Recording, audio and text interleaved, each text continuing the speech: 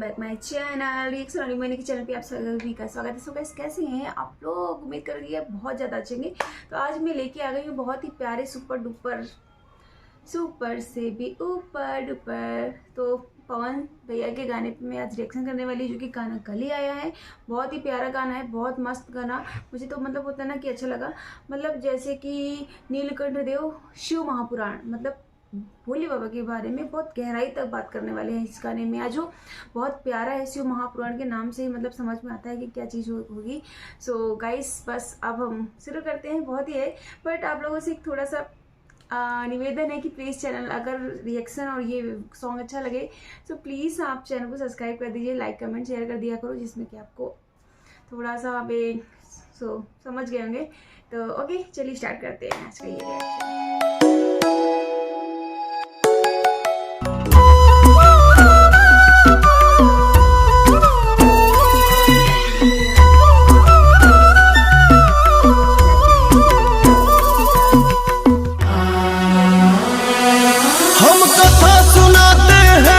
महापुराण की हम कथा सुनाते हैं शिव महापुराण की। देवों के देव महादेव भगवान की, देवों के देव महादेव भगवान की।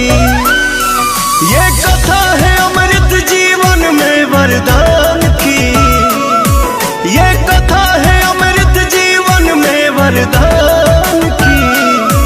देवों के देव महादेव भगवान की, देवों के देव महादेव भगवान की।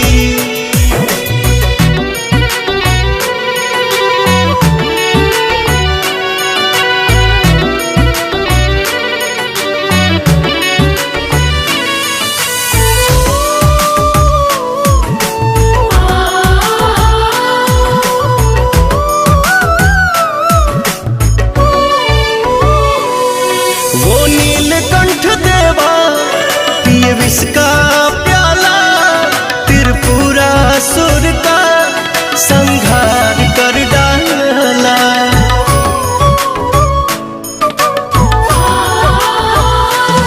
वो नीलकंठ देवा पिए विष का प्याला त्रिपुरासुर का संहार कर डाला।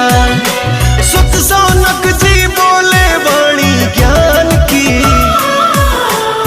सौनक जी बोले वाणी ज्ञान की।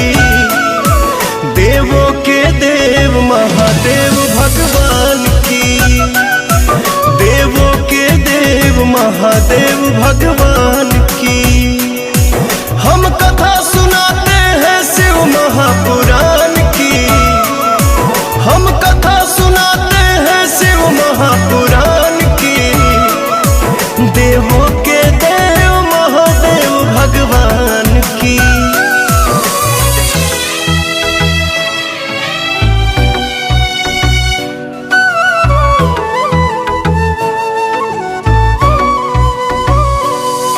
जो शिव पुराण गाता वो मोक्ष को पाता।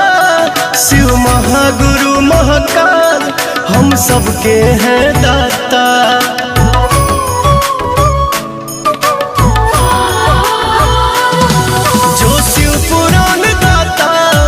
वो मोक्ष को पाता, शिव महागुरु महाकाल हम सबके हैं दाता। गुणगान करे सतवीर पवन शिव नाम की, गुणगान करे सतवीर पवन शिव नाम की। देवों के देव महादेव भगवान की, देवों के देव महादेव भगवान की। हम कथा सुनाते हैं शिव महापुराण की, हम कथा सुनाते हैं शिव महापुराण की। देवों के देव महादेव भगवान की। तो हम कथा सुनाते हैं शिव देवों के देव महाभगवान की। तो सच में लिटरली वो जो भी था, मतलब बहुत प्यारा लगा और इतना सुकून दे रहा था ना कि बस इसको सो जाओ और चुपचाप से लगा लो, इसको जगो तो लगा लो, इसको बैठो तो ये गाना लगा लो। मतलब होता है ना कि बस ये लगता है कि ये पूरे टाइम ये चलता ही रहे ये गाना। इतना अच्छा मतलब होता है ना कि दिल और मन को छूने वाला गाना, इतना प्यारे इसके बोल, एक एक चीज़ें इतनी परफेक्ट बनाई है इन्होंने। मतलब वो सिंगिंग करी, इतनी सिंगिंग ऐसी है ना कि जिसे मन में बिल्कुल बैठ गए, जैसे लगता है कि बस इसको लगा दो और पूरे टाइम चलता रहे। इतना प्यारा लगा मुझे ये गाना तो बहुत अच्छा। फिलहाल पता नहीं आपको कैसा लगे मेरा वीडियो। सो गाइस, अगर आपको अच्छा लगे, जो भी लगे थोड़ा सा प्लीज़ मुझे बता दीजिएगा। फिलहाल पवन भैया तो सुपरस्टार है, उनके आगे तो सब फेल है। तो मिलते हैं नेक्स्ट वीडियो में। Bye bye, take care.